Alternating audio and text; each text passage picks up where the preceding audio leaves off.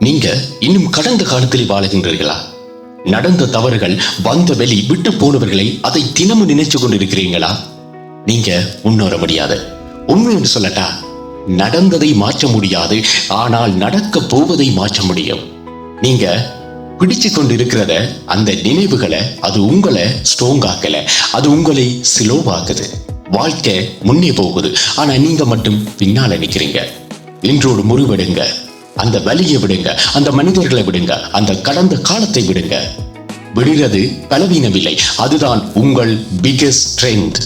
ஒரு பறவை பறக்கணும் என்று சொன்னா அது வெயிட் குறையணும். அதே மாதிரி தான் நீங்கள் உயரணும் என்று சொன்னா நீங்க விடணும். நீ விடுற ஒவ்வொரு விஷயமும் உன்னை உயர்த்தும்.